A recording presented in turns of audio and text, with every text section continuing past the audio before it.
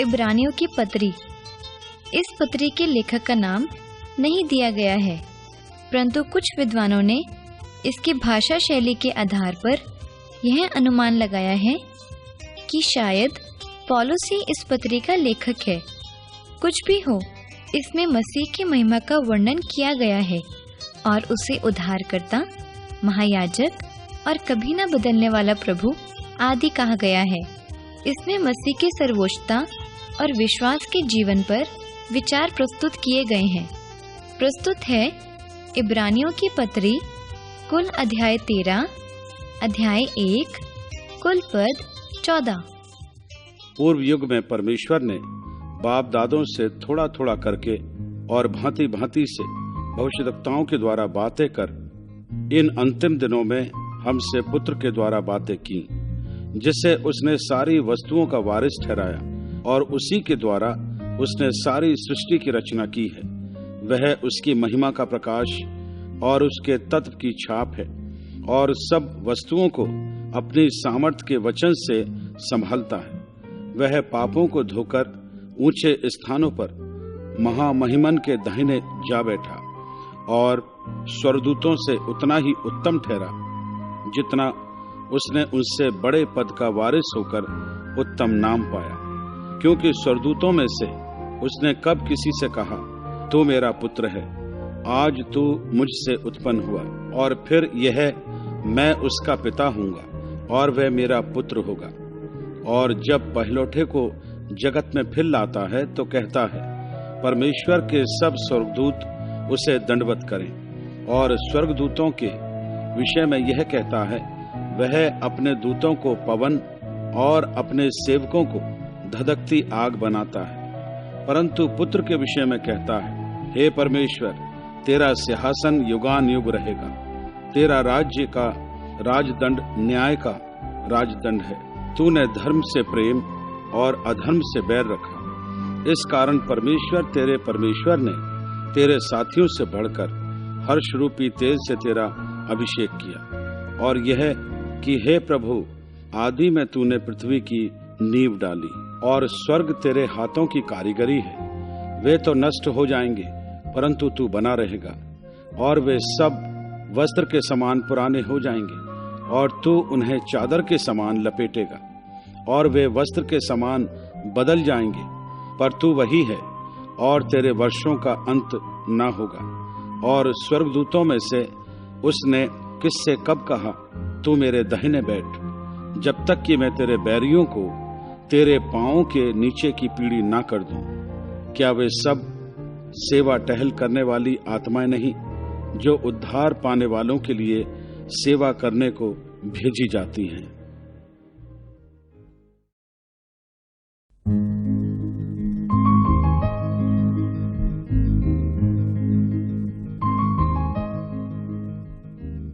इब्रानियों अध्याय 2 कुल पद 18।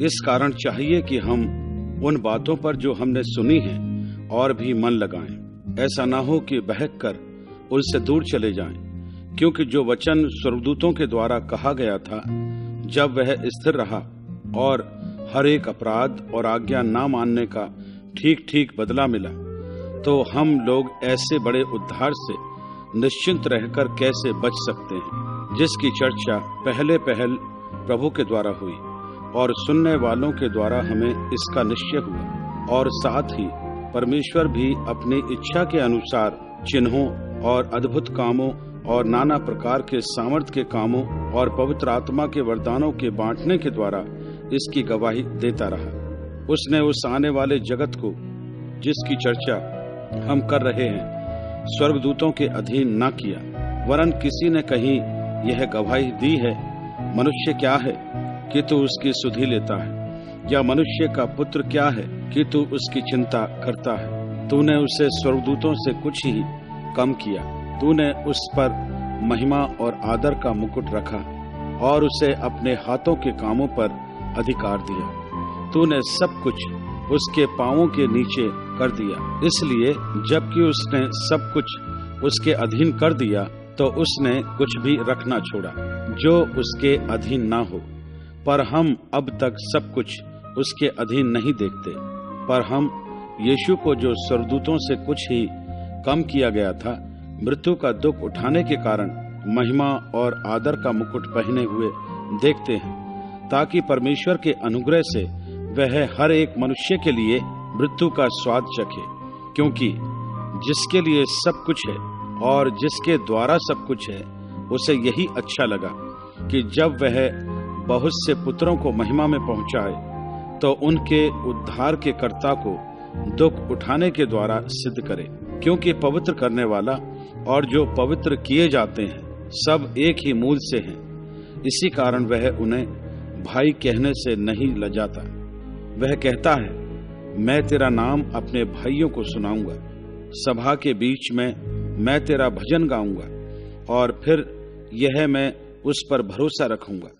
और फिर यह देख, मैं उन लड़कों सहित जिसे परमेश्वर ने मुझे दिए, इसलिए कि लड़के मांस और लहू के भागी हैं, तो वह आप भी उनके समान उनका सहभागी हो गया, ताकि मृत्यु के द्वारा उसे, जिसे मृत्यु पर शक्ति मिली थी, अर्थात शैतान को निकम्मा कर दे, और जितने मृत्यु के भय के मारे जीवन भर दासत्व में फंसे थे, उन्हें छुड़ा ले। क्योंकि वह तो स्वर्गदूतों को नहीं, वरन अब्राहम के वंश को संभालता है। इस कारण उसको चाहिए था कि सब बातों में अपने भाइयों के समान बने, जिससे वह उन बातों में जो परमेश्वर से संबंध रखती हैं, एक दयालु और विश्वास योग्य महायाजक बने, ताकि लोगों के पापों के लिए प्रायश्चित करे। क्योंकि जब उसने परीक्षा की दशा में दुख उठाया, तो वह उनकी भी सहायता कर सकता है जिनकी परीक्षा होती है।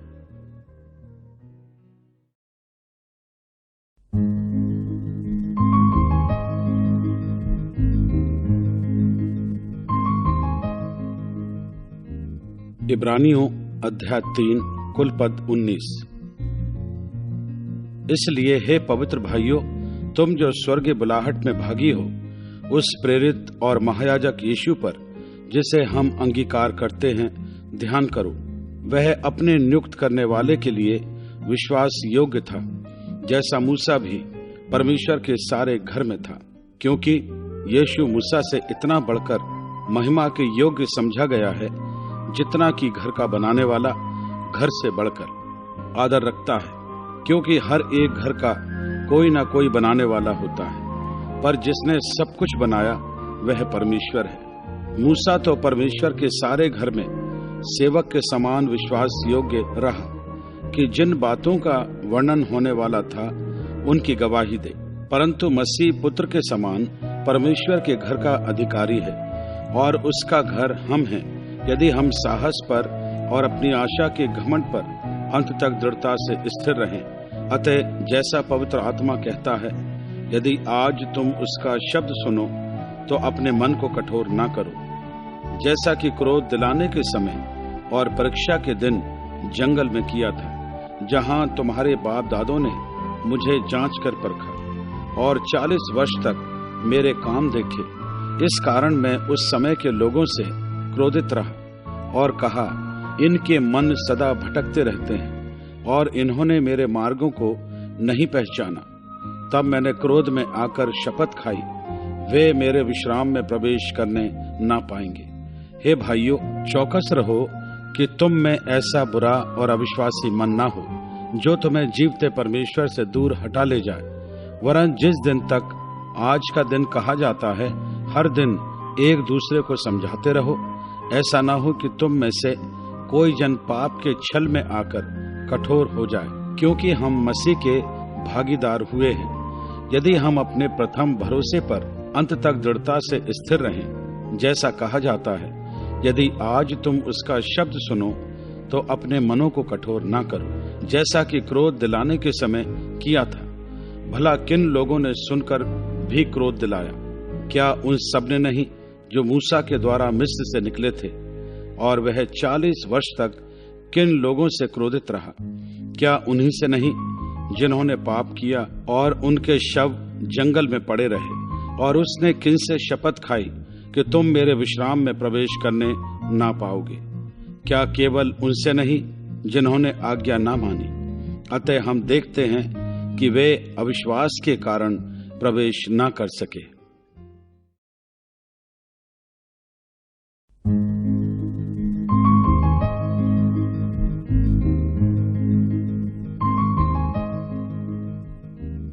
इब्रानियों अध्याय 4 कुलपद 16। इसलिए जबकि उसके विश्राम में प्रवेश करने की प्रतिज्ञा अब तक है, तो हमें डरना चाहिए। ऐसा ना हो कि तुम में से कोई जन उससे वंचित रह जाए, क्योंकि हमें उन्हीं की तरह सुसमाचार सुनाया गया है, पर सुने हुए वचन से उन्हें कुछ लाभ न हुआ, क्योंकि सुनने वालों के मन में विश्वास के साथ नहीं बैठा। परंतु हम जिन्होंने विश्वास किया है उस विश्राम में प्रवेश करते हैं, जैसा उसने कहा, मैंने अपने क्रोध में शपथ खाई कि वे मेरे विश्राम में प्रवेश करने ना पाएंगे। यद्यपि जगत की उत्पत्ति के समय से उसके काम पूरे हो चुके थे, क्योंकि 7वें दिन के विषय में उसने कहीं यूं कहा है, परमेश्वर ने 7वें दिन अपने सब कामों को निपटा करके विश्राम किया।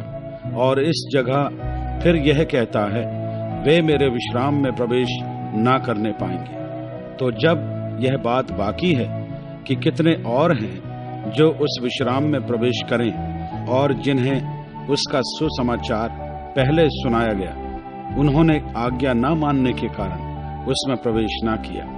इसलिए वह किसी विशेष दिन को ठहराकर इतने दिन के बाद दाऊद की पुस्तक में उसे आज का दिन कहता है, जैसे पहले कहा गया, यदि आज तुम उसका शब्द सुनो तो अपने मनों को कठोर ना करो। क्योंकि यदि यहोशू उन्हें विश्राम में प्रवेश करा लेता तो उसके बाद दूसरे दिन की चर्चा ना होती।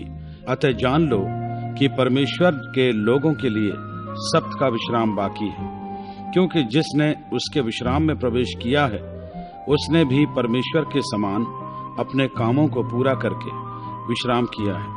अतः हम उस विश्राम में प्रवेश करने का प्रयत्न करें। ऐसा ना हो कि कोई जन उनके समान आज्ञा ना मानकर गिर पड़े, क्योंकि परमेश्वर का वचन जीवित और प्रबल और हर एक दोधारी तलवार से भी बहुत चोखा है, और प्राण और आत्मा को और गांठ गांठ और गूदे गूदे को अलग करके आर पार छेदता है और मन की भावनाओं और विचारों को जांचता है। सृष्टि की कोई वस्तु उससे छिपी नहीं है, वरन जिससे हमें काम है उसकी आंखों के सामने सब वस्तुएं खुली और प्रकट हैं। इसलिए जब हमारा ऐसा बड़ा महायाजक है जो स्वर्गों से होकर गया है, अर्थात परमेश्वर का पुत्र यीशु, तो आओ हम अपने अंगीकार को दृढ़ता से थामे रहें, क्योंकि हमारा ऐसा महायाजक नहीं जो हमारी निर्बलताओं में हमारे साथ दुखी ना हो सके, वरन वह सब बातों में हमारे समान परखा तो गया तो अभी निष्पाप निकला। इसलिए आओ हम अनुग्रह के सिंहासन के निकट हियाव बांध कर चलें, कि हम पर दया हो और वह अनुग्रह पाएं जो आवश्यकता के समय हमारी सहायता करे।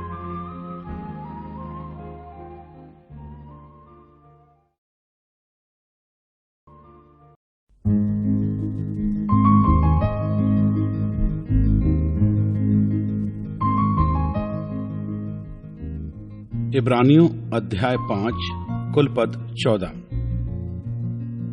क्योंकि हर एक महायाजक मनुष्यों में से लिया जाता है और मनुष्य ही के लिए उन बातों के विषय में जो परमेश्वर से संबंध रखती हैं ठहराया जाता है कि भेंट और पाप बलि चढ़ाया करे।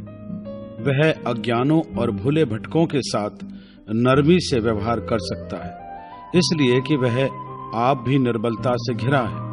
इसीलिए उसे चाहिए कि जैसे लोगों के लिए वैसे ही अपने लिए भी पाप बलि चढ़ाया करे। यह आदर का पद कोई अपने आप से नहीं लेता, जब तक कि हारून के समान परमेश्वर की ओर से ठहराया ना जाए।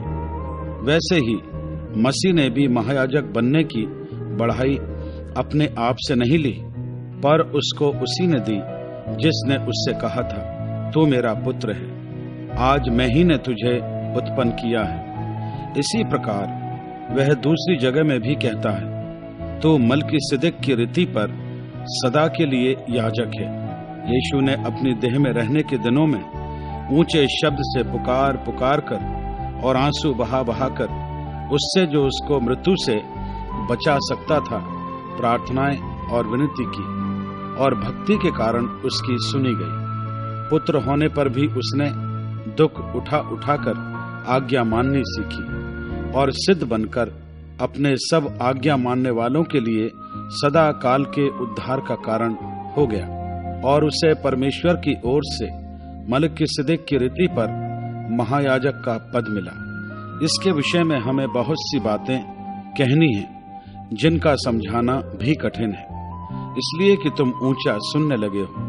समय के विचार से तो तुम्हें गुरु हो जाना चाहिए था, तो अभी यह आवश्यक हो गया है कि कोई तुम्हें परमेश्वर के वचनों की आदि शिक्षा फिर से सिखाए। तुम तो ऐसे हो गए हो कि तुम्हें अन्न के बदले अब तक दूध ही चाहिए, क्योंकि दूध पीने वाले बच्चे को तो धर्म के वचन की पहचान नहीं होती, क्योंकि वह बालक है।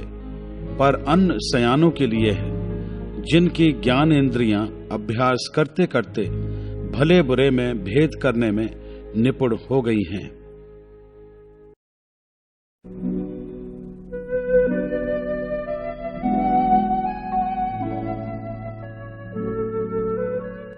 इब्रानियों अध्याय 6 कुल पद 20।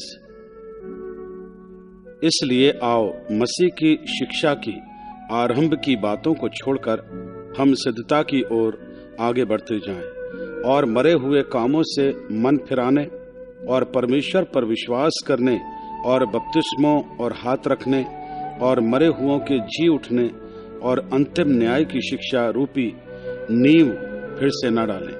यदि परमेश्वर चाहे तो हम यही करेंगे, क्योंकि जिन्होंने एक बार ज्योति पाई है और जो स्वर्गीय वरदान का स्वाद चख चुके हैं और पवित्र आत्मा के भागी हो गए हैं और परमेश्वर के उत्तम वचन का और आने वाले युग की सामर्थ्य का स्वाद चख चुके हैं, यदि वे भटक जाएं तो उन्हें मन फिराव के लिए फिर नया बनाना अनहोना है, क्योंकि वे परमेश्वर के पुत्र को अपने लिए फिर क्रूस पर चढ़ाते हैं और प्रगट में उस पर कलंक लगाते हैं। क्योंकि जो भूमि वर्षा के पानी को जो उस पर बार बार पड़ता है पी पी कर जिन लोगों के लिए वह ज्योति बोई जाती है उनके काम का सागपात उपजाती है, वह परमेश्वर से आशीष पाती है। पर यदि वह झाड़ी और ऊंट कटारे उगाती है तो निकम्मी और श्रापित होने पर है और उसका अंत जलाया जाना है। पर हे प्रियो, यद्यपि हम ये बातें कहते हैं तो भी तुम्हारे विषय में हम इससे अच्छी और उद्धार वाली बातों का भरोसा करते हैं, क्योंकि परमेश्वर अन्यायी नहीं कि तुम्हारे काम और उस प्रेम को भूल जाए जो तुमने उसके नाम के लिए इस रीति से दिखाया कि पवित्र लोगों की सेवा की और कर भी रहे हो। पर हम बहुत चाहते हैं कि तुम में से हर एक जन अंत तक पूरी आशा के लिए ऐसा ही प्रयत्न करता रहे, ताकि तुम आलसी ना हो जाओ, वरन उनका अनुकरण करो जो विश्वास और धीरज के द्वारा प्रतिज्ञाओं के वारिस होते हैं। परमेश्वर ने अब्राहम से प्रतिज्ञा करते समय जब शपथ खाने के लिए किसी को अपने से बड़ा ना पाया तो अपनी ही शपथ खाकर कहा, मैं सचमुच तुझे बहुत आशीष दूंगा और तेरी संतान को बढ़ाता जाऊंगा। और इस रीति से उसने धीरज धरकर प्रतिज्ञा की हुई बात प्राप्त की। मनुष्य तो अपने से किसी बड़े की शपथ खाया करते हैं और उनके हर एक विवाद का फैसला शपथ से पक्का होता है। इसलिए जब परमेश्वर ने प्रतिज्ञा के वारिसों पर और भी साफ रीति से प्रकट करना चाहा कि उसका उद्देश्य बदल नहीं सकता, तो शपथ को बीच में लाया, ताकि दो बेबदल बातों के द्वारा जिनके विषय में परमेश्वर का झूठा ठहरना अनहोना है, दृढ़ता से हमारा ढाढ़स बंध जाए, जो शरण लेने को इसलिए दौड़े हैं कि उस आशा को जो सामने रखी हुई है प्राप्त करें। वह आशा हमारे प्राण के लिए ऐसा लंगर है जो स्थिर और दृढ़ है और पर्दे के भीतर तक पहुंचता है, जहां यीशु ने मलिकिसिदक की रीति पर सदा काल का महायाजक बनकर हमारे लिए अगुवा के रूप में प्रवेश किया है।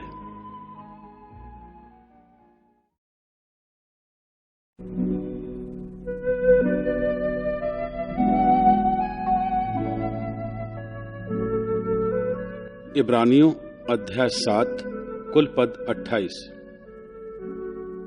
यह मलिकिसिदक शालेम का राजा और परम प्रधान परमेश्वर का याजक सर्वदा याजक बना रहता है। जब अब्राहम राजाओं को मारकर लौटा जाता था तो इसी ने उससे भेंट करके उसे आशीष दी।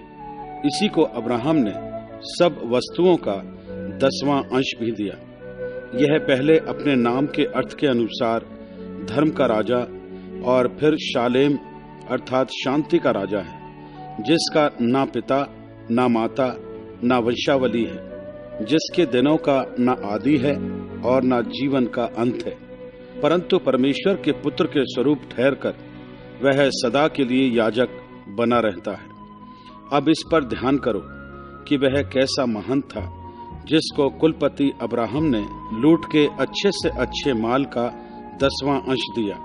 लेवी की संतान में से जो याजक का पद पाते हैं, उन्हें आज्ञा मिली है कि लोगों अर्थात अपने भाइयों से, चाहे वे अब्राहम ही की देह से क्यों न जन्मे हों, व्यवस्था के अनुसार 10वां अंश लें। पर इसने जो उनकी वंशावली में कभी न था, अब्राहम से 10वां अंश लिया और जिसे प्रतिज्ञाएं मिली थी उसे आशीष दी। इसमें संदेह नहीं कि छोटा बड़े से आशीष पाता है। और यहाँ तो मरणहार मनुष्य 10वां अंश लेते हैं, पर वहाँ वही लेता है जिसकी गवाही दी जाती है कि वह जीवित है। तो हम यह भी कह सकते हैं कि लेवी ने भी जो 10वां अंश लेता है, अब्राहम के द्वारा 10वां अंश दिया, क्योंकि जिस समय मलिकिसिदक ने उसके पिता से भेंट की, उस समय वह अपने पिता की देह में था। यदि लेवी याजक पद के द्वारा सिद्धि प्राप्त हो सकती, जिसके सहारे लोगों को व्यवस्था मिली थी, तो फिर क्या आवश्यकता थी कि दूसरा याजक मलिकिसिदक की रीति पर खड़ा हो और हारून की रीति का ना कहलाए? क्योंकि जब याजक का पद बदला जाता है तो व्यवस्था का भी बदलना अवश्य है। क्योंकि जिसके विषय में ये बातें कही जाती हैं कि वह दूसरे गोत्र का है, जिसमें से किसी ने वेदी की सेवा नहीं की, तो प्रकट है कि हमारा प्रभु यहूदा के गोत्र में से उदय हुआ है। और इस गोत्र के विषय में मूसा ने याजक पद की कुछ चर्चा नहीं की। हमारा दावा और भी स्पष्टता से प्रकट हो जाता है जब मलिकिसिदक के समान एक और याजक उत्पन्न हो जाता है, जो शारीरिक आज्ञा की व्यवस्था के अनुसार नहीं, पर अविनाशी जीवन की सामर्थ्य के अनुसार नियुक्त हुआ हो। क्योंकि उसके विषय में यह गवाही दी गई है, तू मलिकिसिदक की रीति पर युगान युग याजक है। इस प्रकार पहली आज्ञा निर्बल और निष्फल होने के कारण लोप हो गई, इसलिए कि व्यवस्था ने किसी बात की सिद्धि नहीं की और उसके स्थान पर एक ऐसी उत्तम आशा रखी गई है जिसके द्वारा हम परमेश्वर के समीप जा सकते हैं। मसीह की नियुक्ति बिना शपथ नहीं हुई, क्योंकि वे तो बिना शपथ याजक ठहराए गए, पर यह शपथ के साथ उसकी ओर से नियुक्त किया गया, जिसने उसके विषय में कहा, प्रभु ने शपथ खाई और वह उससे फिर ना पछताएगा कि तू युगान युग याजक है। इस प्रकार यीशु एक उत्तम वाचा का जामिन ठहरा। वे तो बहुत बड़ी संख्या में याजक बनते आए। इसका कारण यह था कि मृत्यु उन्हें रहने नहीं देती थी, पर यह युगान युग रहता है। इस कारण उसका याजक पद अटल है। इसलिए जो उसके द्वारा परमेश्वर के पास आते हैं, वह उनका पूरा पूरा उद्धार कर सकता है, क्योंकि वह उनके लिए विनती करने को सर्वदा जीवित है। अतः ऐसा ही महायाजक हमारे योग्य था, जो पवित्र और निष्कपट और निर्मल और पापियों से अलग और स्वर्ग से भी ऊंचा किया हुआ हो। उन महायाजकों के समान उसे आवश्यक नहीं कि प्रतिदिन पहले अपने पापों और फिर लोगों के पापों के लिए बलिदान चढ़ाए, क्योंकि उसने अपने आप को बलिदान चढ़ाकर उसे एक ही बार में पूरा कर दिया। क्योंकि व्यवस्था तो निर्बल मनुष्यों को महायाजक नियुक्त करती है, परंतु उस शपथ का वचन जो व्यवस्था के बाद खाई गई, उस पुत्र को नियुक्त करता है जो युगान युग के लिए सिद्ध किया गया।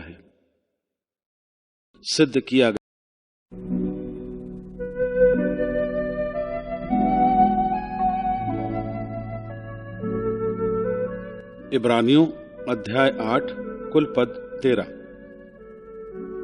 अब जो बातें हम कह रहे हैं उनमें से सबसे बड़ी बात यह है कि हमारा ऐसा महायाजक है जो स्वर्ग पर महामहिमन के सिंहासन के दाहिने जा बैठा है और पवित्र स्थान और उस सच्चे तंबू का सेवक हुआ, जिसे किसी मनुष्य ने नहीं वरन प्रभु ने खड़ा किया है। क्योंकि हर एक महायाजक भेंट और बलिदान चढ़ाने के लिए ठहराया जाता है। इस कारण अवश्य है कि इस याजक के पास भी कुछ चढ़ाने के लिए हो। यदि वह पृथ्वी पर होता तो कभी याजक न होता, इसलिए कि व्यवस्था के अनुसार भेंट चढ़ाने वाले तो हैं, वे स्वर्ग में की वस्तुओं के प्रतिरूप और प्रतिबिंब की सेवा करते हैं। जैसे जब मूसा तंबू बनाने पर था तो उसे यह चेतावनी मिली, देख, जो नमूना तुझे पहाड़ पर दिखाया गया था उसके अनुसार सब कुछ बनाना।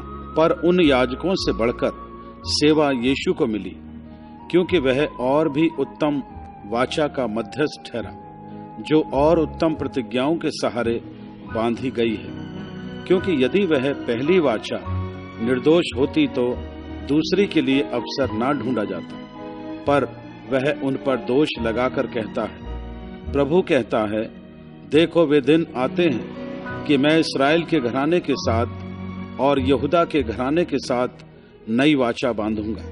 यह उस वाचा के समान न होगी जो मैंने उनके बाप दादों के साथ उस समय बांधी थी, जब मैं उनका हाथ पकड़कर उन्हें मिस्र देश से निकाल लाया। क्योंकि वे मेरी वाचा पर स्थिर न रहे, इसलिए मैंने उनकी सुधि न ली। प्रभु यही कहता है।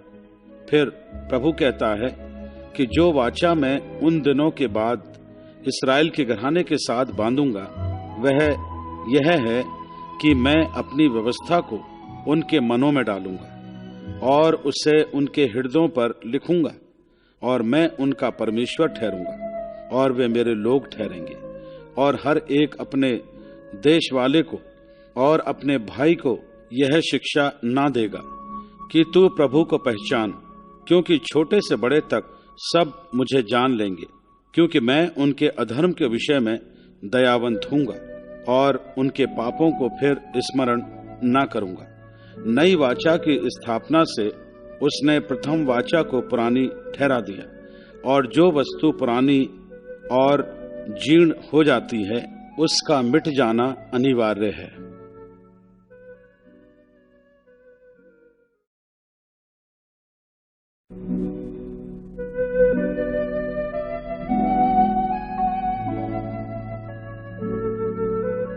इब्रानियों अध्याय 9 कुल पद 28।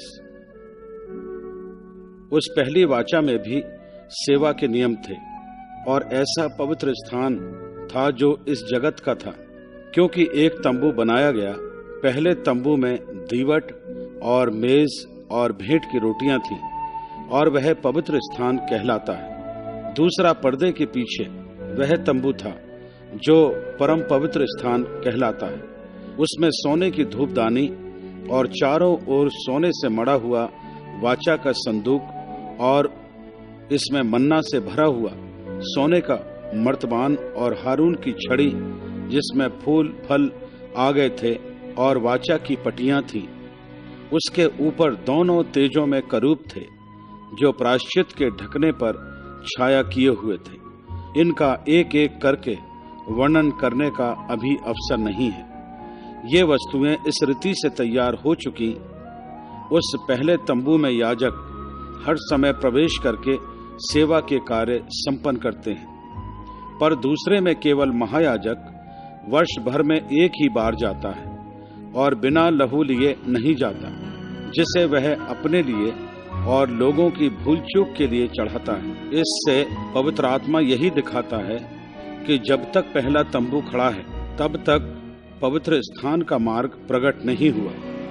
यह तंबू वर्तमान समय के लिए एक दृष्टांत है, जिसमें ऐसी भेंट और बलिदान चढ़ाए जाते हैं जिनसे आराधना करने वालों के विवेक सिद्ध नहीं हो सकते, क्योंकि वे केवल खाने पीने की वस्तुओं और भांति भांति की स्नान विधि के आधार पर शारीरिक नियम हैं, जो सुधार के समय तक के लिए नियुक्त किए गए हैं। परंतु जब मसीह आने वाली अच्छी अच्छी वस्तुओं का महायाजक होकर आया, तो उसने और भी बड़े और सिद्ध तंबू से होकर, जो हाथ का बनाया हुआ नहीं अर्थात इस सृष्टि का नहीं, और बकरों और बछड़ों के लहू के द्वारा नहीं, पर अपने ही लहू के द्वारा एक ही बार पवित्र स्थान में प्रवेश किया और अनंत छुटकारा प्राप्त किया। क्योंकि जब बकरों और बैलों का लहू और क्लोर की राख का अपवित्र लोगों पर छिड़का जाना शरीर की शुद्धता के लिए उन्हें पवित्र करता है, तो मसीह का लहू, जिसने अपने आप को सनातन आत्मा के द्वारा परमेश्वर के सामने निर्दोष चढ़ाया, तुम्हारे विवेक को मरे हुए कामों से क्यों ना शुद्ध करेगा, ताकि तुम जीवते परमेश्वर की सेवा करो।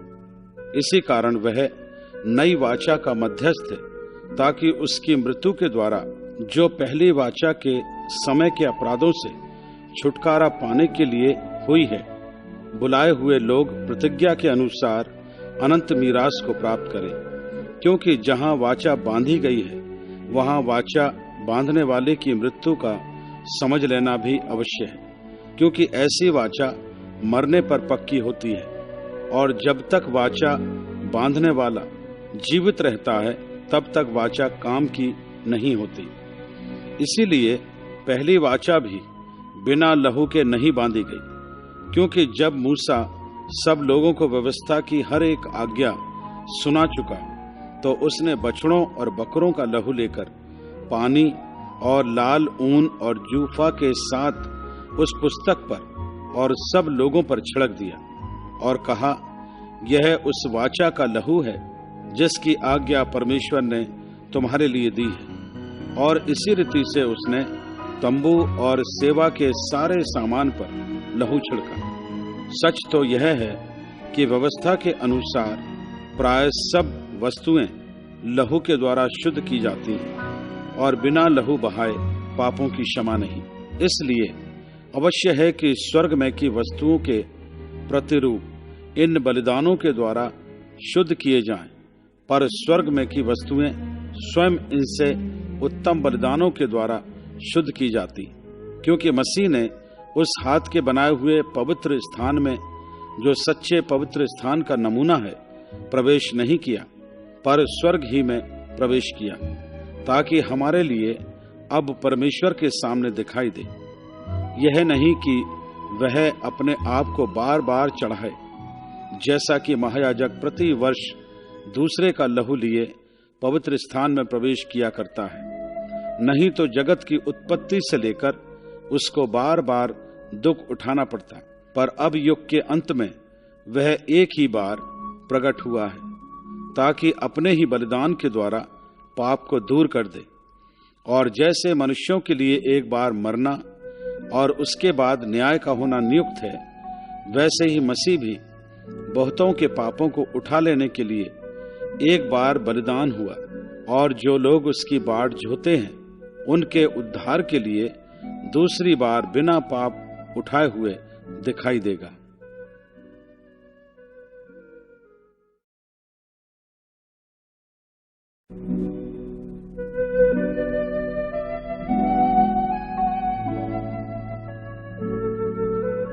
इब्रानियों अध्याय 10 कुल पद 39। क्योंकि व्यवस्था जिसमें आने वाली अच्छी वस्तुओं का प्रतिबिंब है, पर उनका असली स्वरूप नहीं। इसलिए उन एक ही प्रकार के बलिदानों के द्वारा जो प्रति वर्ष अचूक चढ़ाए जाते हैं, पास आने वालों को कदापि सिद्ध नहीं कर सकती। नहीं तो उनका चढ़ाना बंद क्यों ना हो जाता। इसलिए जब सेवा करने वाले एक ही बार शुद्ध हो जाते तो फिर उनका विवेक उन्हें पापी ना ठहराता, परंतु उनके द्वारा प्रति वर्ष पापों का स्मरण हुआ करता है, क्योंकि यह अनहोना है कि बैलों और बकरों का लहू पापों को दूर करे। इसी कारण वह जगत में आते समय कहता है, बलिदान और भेंट तूने ना चाही, पर मेरे लिए एक देह तैयार की।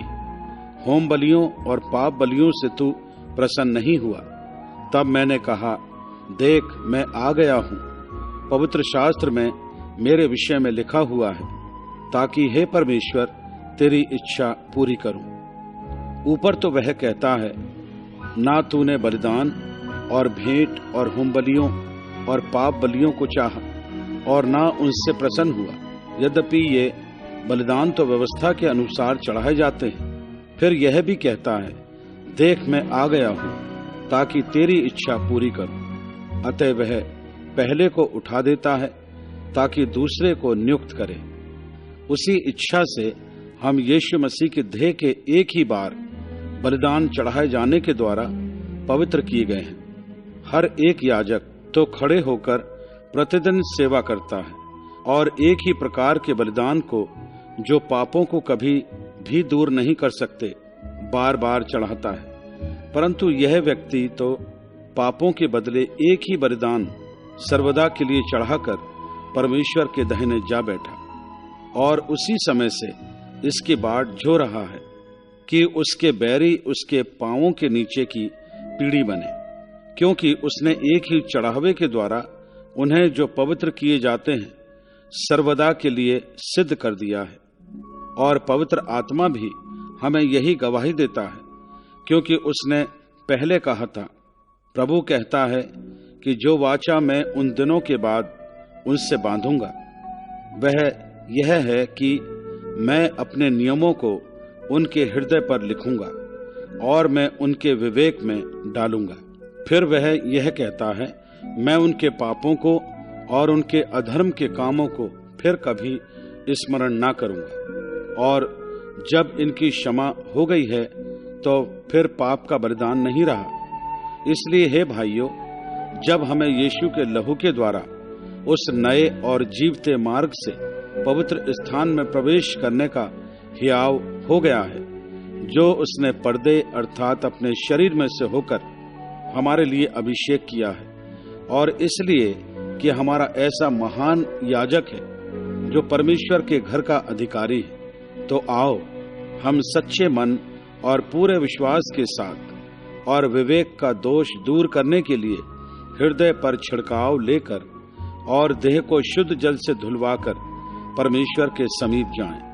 आओ हम अपनी आशा के अंगीकार को दृढ़ता से थामे रहें, क्योंकि जिसने प्रतिज्ञा की है वह सच्चा है, और प्रेम और भले कामों में उस्काने के लिए हम एक दूसरे की चिंता किया करें और एक दूसरे के साथ इकट्ठा होना ना छोड़ें, जैसे कि कितनों की रीति है, पर एक दूसरे को समझाते रहें। और ज्यों-ज्यों उस दिन को निकट आते देखो, त्यों-त्यों और भी अधिक यह किया करो, क्योंकि सच्चाई की पहचान प्राप्त करने के बाद यदि हम जानबूझकर पाप करते रहें तो पापों के लिए फिर कोई बलिदान बाकी नहीं। हाँ, दंड का एक भयानक बाढ़ जोहना और आग का ज्वलन बाकी है, जो विरोधियों को भस्म कर देगा। जब मूसा की व्यवस्था का ना मानने वाला 2 या 3 जनों की गवाही पर बिना दया के मार डाला जाता है, तो सोच लो कि वह कितने और भी भारी दंड के योग्य ठहरेगा, जिसने परमेश्वर के पुत्र को पांवों से रौंदा और वाचा के लहू को, जिसके द्वारा वह पवित्र ठहराया गया था, अपवित्र जाना है, और अनुग्रह के आत्मा का अपमान किया, क्योंकि हम उसे जानते हैं जिसने कहा, पलटा लेना मेरा काम है, मैं ही बदला दूंगा। और फिर यह कि प्रभु अपने लोगों का न्याय करेगा। जीवते परमेश्वर के हाथों में पड़ना भयानक बात है, परंतु उन पिछले दिनों को स्मरण करो जिनमें तुम ज्योति पाकर दुखों के बड़े संघर्ष में स्थिर रहे। कभी कभी तो यूं कि तुम निंदा और क्लेश सहते हुए तमाशा बने, और कभी यूं कि तुम उनके साझी हुए जिनकी दुर्दशा की जाती थी, क्योंकि तुम कैदियों के दुख में भी दुखी हुए और अपनी संपत्ति भी आनंद से लुटने दी, यह जानकर कि तुम्हारे पास एक और भी उत्तम और सर्वदा ठहरने वाली संपत्ति है। इसलिए अपना हियाव ना छोड़ो, क्योंकि उसका प्रतिफल बड़ा है। क्योंकि तुम्हें धीरज धरना आवश्यक है, ताकि परमेश्वर की इच्छा को पूरी करके तुम प्रतिज्ञा का फल पाओ। क्योंकि अब बहुत ही थोड़ा समय रह गया है, जबकि आने वाला आएगा और देर ना करेगा। पर मेरा धर्मी जन विश्वास से जीवित रहेगा, और यदि वह पीछे हट जाए तो मेरा मन उससे प्रसन्न ना होगा। पर हम हटने वाले नहीं कि नाश हो जाएं, पर विश्वास करने वाले हैं कि प्राणों को बचाएं।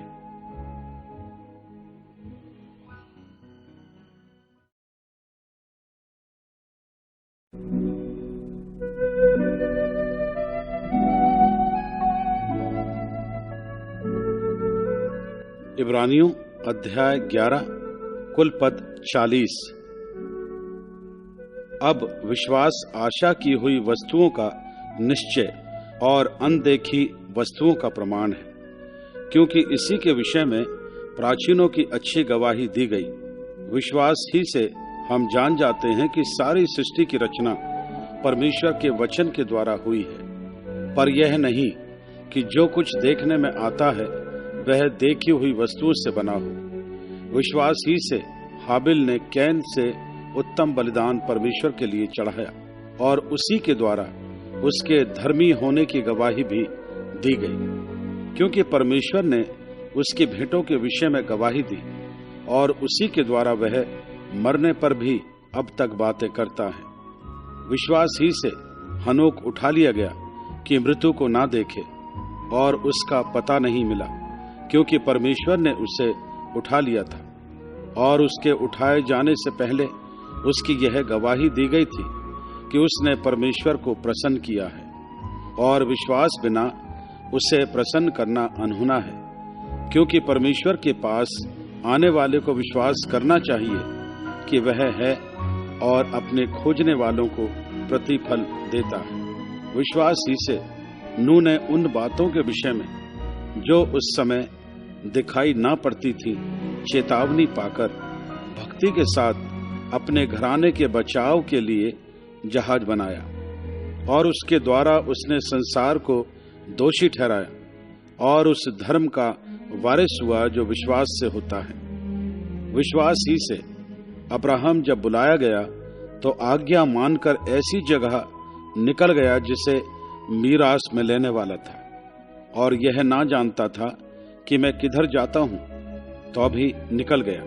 विश्वास ही से उसने प्रतिज्ञा किए हुए देश में पराये देश में परदेसी के समान रहकर इसहाक और याकूब समेत जो उसके साथ उसी प्रतिज्ञा के वारिस थे तंबुओं में वास किया, क्योंकि वह उस स्थिर नींव वाले नगर की बाट जोता था, जिसका रचने वाला और बनाने वाला परमेश्वर है। विश्वास से सारा ने आप बूढ़ी होने पर भी गर्भ धारण करने की सामर्थ पाई, क्योंकि उसने प्रतिज्ञा करने वाले को सच्चा जाना था। इस कारण एक ही जन से जो मरा हुआ सा था, आकाश के तारों और समुद्र के तीर के बालू के समान अनगिनत वंश उत्पन्न हुए। ये सब विश्वास ही की दशा में मरे, और उन्होंने प्रतिज्ञा की हुई वस्तुएं नहीं पाई, पर उन्हें दूर से देखकर आनंदित हुए और मान लिया कि हम पृथ्वी पर परदेसी और बाहरी हैं। जो ऐसी बातें करते हैं वे प्रकट करते हैं कि स्वदेश की खोज में हैं। और जिस देश से वे निकल आए थे, यदि उसकी सुधि करते तो उन्हें लौट जाने का अवसर था। पर वे एक उत्तम अर्थात स्वर्गीय देश के अभिलाषी हैं। इसीलिए परमेश्वर उनका परमेश्वर कहलाने में उनसे नहीं लजाता, क्योंकि उसने उनके लिए एक नगर तैयार किया है। विश्वास ही से अब्राहम ने परखे जाने के समय में इसहाक को बलिदान चढ़ाया, और जिसने प्रतिज्ञाओं को सच माना था और जिससे यह कहा गया था, इसहाक तेरा वंश कहलाएगा, वही अपने इकलौते को चढ़ाने लगा, क्योंकि उसने मान लिया कि परमेश्वर सामर्थी है कि उसे मरे हुओं में से जिलाए। अतः उन्हीं में से दृष्टांत की रीति पर वह उसे फिर मिला। विश्वास ही से इसहाक ने याकूब और एसाव को आने वाली बातों के विषय में आशीष दी। विश्वास ही से याकूब ने मरते समय यूसुफ के दोनों पुत्रों में से एक एक को आशीष दी और अपनी लाठी के सिरे पर सहारा लेकर दंडवत किया। विश्वास ही से यूसुफ ने जब वह मरने पर था तो इस्राएल की संतान के निकल जाने की चर्चा की और अपनी हड्डियों के विषय में आज्ञा दी। विश्वास ही से मूसा के माता पिता ने उसको उत्पन्न होने के बाद 3 महीने तक छिपा रखा, क्योंकि उन्होंने देखा कि बालक सुंदर है और वे राजा की आज्ञा से न डरे। विश्वास ही से मूसा ने सयाना होकर फिरौन की बेटी का पुत्र कहलाने से इनकार किया, इसलिए कि उसे पाप में थोड़े दिन के सुख भोगने से परमेश्वर के लोगों के साथ दुख भोगना अधिक उत्तम लगा। उसने मसीह के कारण निंदित होने को मिस्र के भंडार से बड़ा धन समझा, क्योंकि उसकी आंखें फल पाने की ओर लगी थी। विश्वास ही से राजा के क्रोध से न डरकर उसने मिस्र को छोड़ दिया, क्योंकि वह अनदेखे को मानो देखता हुआ दृढ़ रहा। विश्वास ही से उसने फंसे और लहू छिड़कने की विधि मानी कि पहिलौठों का नाश करने वाला इस्राएलियों पर हाथ न डाले। विश्वास ही से वे लाल समुद्र के पार ऐसे उतर गए जैसे सूखी भूमि पर से, और जब मिस्रियों ने वैसा ही करना चाहा तो सब डूब मरे। विश्वास ही से यरीहो की शहरपना जब वे 7 दिन तक उसका चक्कर लगा चुके तो वह गिर पड़ी। विश्वास ही से राहब वैश्या आज्ञा न मानने वालों के साथ नष्ट नहीं हुई, इसलिए कि उसने भेदियों को कुशल से रखा था। अब और क्या कहूं, क्योंकि समय नहीं रहा कि गिदोन का और बाराक और शिमशोन का और यफ्ते का और दाऊद और शमूएल का और भविष्यद्वक्ताओं का वर्णन करूं। इन्होंने विश्वास ही के द्वारा राज्य जीते, धर्म के काम किए, प्रतिज्ञा की हुई वस्तुएं प्राप्त की, सिंहों के मुंह बंद किए, आग की ज्वाला को ठंडी किया, तलवार की धार से बच निकले, निर्बलता में बलवंत हुए, लड़ाई में वीर निकले, विदेशियों की फौजों को मार भगाया, स्त्रियों ने अपने मरे हुओं को फिर जीवित पाया, कितने तो मार खाते खाते मर गए और छुटकारा ना चाहा, इसलिए कि उत्तम पुनरुत्थान के भागी हों। कई एक ठट्टों में उड़ाए जाने और कोड़े खाने वरन बांधे जाने और कैद में पड़ने के द्वारा परखे गए, पथराव किए गए, आरे से चीरे गए, उनकी परीक्षा की गई, तलवार से मारे गए। वे कंगाली में और क्लेश में और दुख भोगते हुए भेड़ों और बकरियों की खालें ओढ़े हुए इधर उधर मारे मारे फिरे, और जंगलों और पहाड़ों और गुफाओं में और पृथ्वी की दरारों में भटकते फिरे। संसार उनके योग न था। विश्वास ही के द्वारा इन सब के विषय में अच्छी गवाही दी गई, तो भी उन्हें प्रतिज्ञा की हुई वस्तु न मिली, क्योंकि परमेश्वर ने हमारे लिए पहले से एक उत्तम बात ठहराई कि वे हमारे बिना सिद्धता को ना पहुंचे।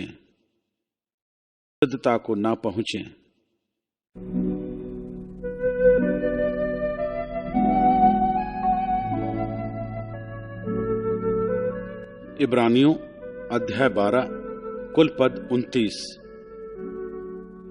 इस कारण जबकि गवाहों का ऐसा बड़ा बादल हमको घेरे हुए है, तो आओ हर एक रोकने वाली वस्तु और उलझाने वाले पाप को दूर करके वह दौड़ जिसमें हमें दौड़ना है धीरज से दौड़ें, और विश्वास के कर्ता और सिद्ध करने वाले यीशु की ओर ताकते रहें, जिसने उस आनंद के लिए जो उसके आगे धरा था लज्जा की कुछ चिंता ना करके क्रूस का दुख सहा और परमेश्वर के सिंहासन की दाहिनी ओर जा बैठा।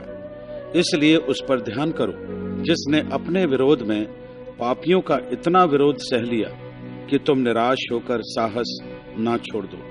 तुमने पाप से लड़ते हुए उससे ऐसी मुठभेड़ नहीं की कि तुम्हारा लहू बहा हो, और तुम उस उपदेश को जो तुमको पुत्रों के समान दिया जाता है भूल गए हो।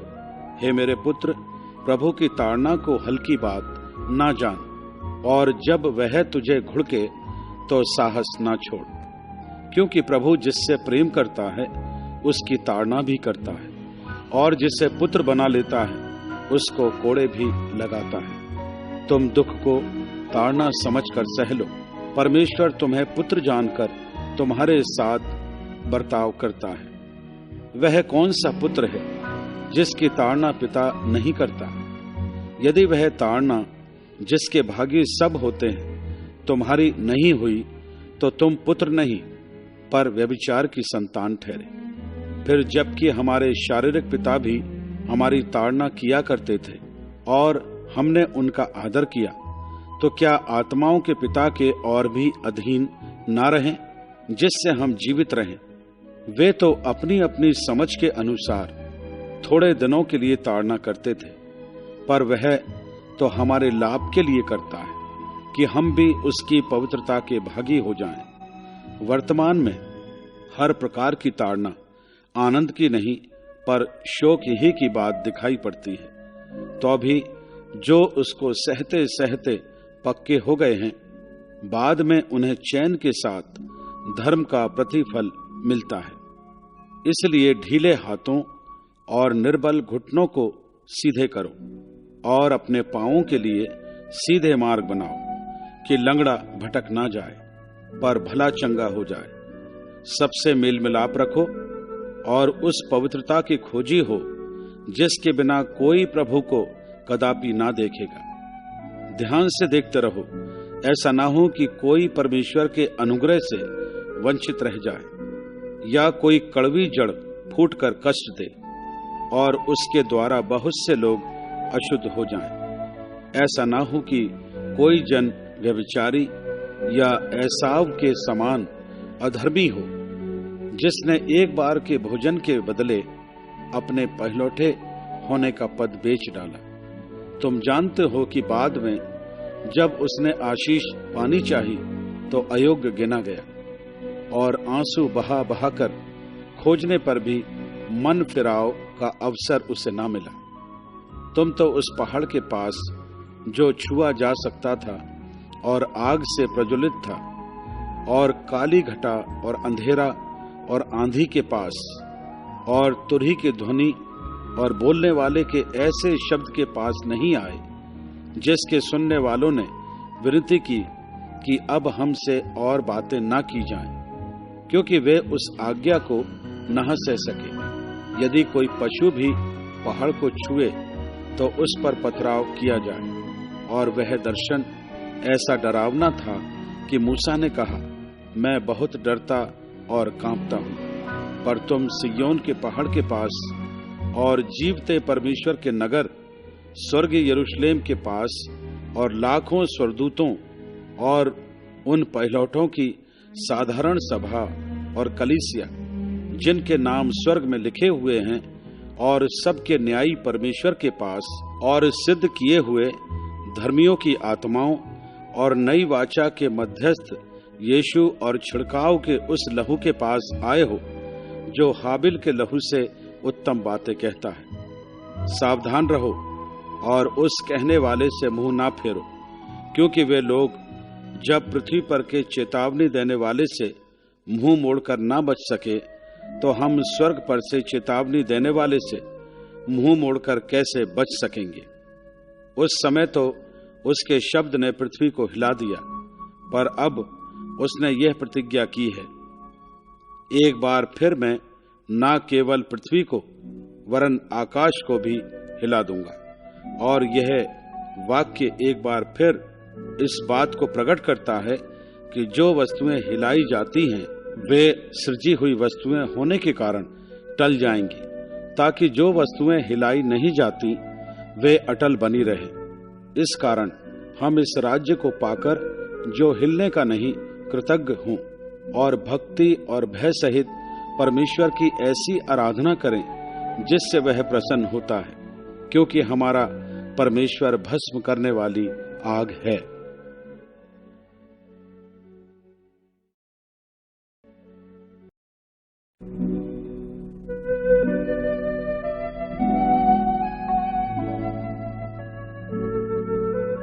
इब्रानियों अध्याय 13 कुल पद 25। भाईचारे की प्रीति बनी रहे, अतिथि सत्कार करना न भूलना, क्योंकि इसके द्वारा कुछ लोगों ने अनजाने में स्वर्गदूतों का आदर सत्कार किया है। कैदियों की ऐसी सुधि लो कि मानो उनके साथ तुम भी कैद हो, और जिनके साथ बुरा बर्ताव किया जाता है उनकी भी यह समझकर सुधि लिया करो कि हमारी भी देह है। विवाह सब में आदर की बात समझी जाए, और विवाह बिछौना निष्कलंक रहे, क्योंकि परमेश्वर व्यभिचारियों और परस्त्रीगामियों का न्याय करेगा। तुम्हारा स्वभाव लोभ रहित हो, और जो तुम्हारे पास है उसी पर संतोष करो, क्योंकि उसने आप ही कहा है, मैं तुझे कभी ना छोड़ूंगा और ना कभी तुझे त्यागूंगा। इसलिए हम निडर होकर कहते हैं, प्रभु मेरा सहायक है, मैं ना डरूंगा। मनुष्य मेरा क्या कर सकता है? जो तुम्हारे अगुवे थे और जिन्होंने तुम्हें परमेश्वर का वचन सुनाया है उन्हें स्मरण रखो, और ध्यान से उनके चाल चलन का अंत देखकर उनके विश्वास का अनुकरण करो। यीशु मसीह कल और आज और युगान युग एक सा है। नाना प्रकार के विचित्र उपदेशों से ना भरमाए जाओ, क्योंकि मन का अनुग्रह से दृढ़ रहना भला है, ना कि उन खाने की वस्तुओं से जिनसे काम रखने वालों को कुछ लाभ न हुआ। हमारी एक ऐसी वेदी है जिस पर से खाने का अधिकार उन लोगों को नहीं जो तंबू की सेवा करते हैं, क्योंकि जिन पशुओं का लहू महायाजक पाप बलि के लिए पवित्र स्थान में ले जाता है उनकी देह छावनी के बाहर जलाई जाती है। इसी कारण यीशु ने भी लोगों को अपने ही लहू के द्वारा पवित्र करने के लिए फाटक के बाहर दुख उठाया। इसलिए आओ उसकी निंदा अपने ऊपर लिए हुए छावनी के बाहर उसके पास निकल चलें, क्योंकि यहाँ हमारा कोई स्थायी नगर नहीं, वरन हम एक आने वाले नगर की खोज में हैं। इसलिए हम उसके द्वारा स्तुति रूपी बलिदान अर्थात उन होठों का फल जो उसके नाम का अंगीकार करते हैं परमेश्वर को सर्वदा चढ़ाया करें। भलाई करना और उदारता दिखाना ना भूलो, क्योंकि परमेश्वर ऐसे बलिदानों से प्रसन्न होता है। अपने अगुवों की आज्ञा मानो और उनके अधीन रहो, क्योंकि वे उनके समान तुम्हारे प्राणों के लिए जागते रहते हैं जिन्हें लेखा देना पड़ेगा। वे यह काम आनंद से करें, ना कि ठंडी सांस ले लेकर, क्योंकि इस दशा में तुम्हें कुछ लाभ नहीं। हमारे लिए प्रार्थना करते रहो, क्योंकि हमें भरोसा है कि हमारा विवेक शुद्ध है और हम सब बातों में अच्छी चाल चलना चाहते हैं। प्रार्थना करने के लिए मैं तुम्हें और भी समझाता हूँ कि मैं शीघ्र तुम्हारे पास फिर आ सकूं। अब शांति दाता परमेश्वर जो हमारे प्रभु यीशु को, जो भेड़ों का महान रखवाला है, सनातन वाचा के लहू के गुण से मरे हुओं में से जिलाकर ले आया, तुम्हें हर एक भली बात में सिद्ध करे, जिससे तुम उसकी इच्छा पूरी करो, और जो कुछ उसको भाता है उसे यीशु मसीह के द्वारा हम में उत्पन्न करे। उसी की महिमा युगान युग होती रहे। आमीन।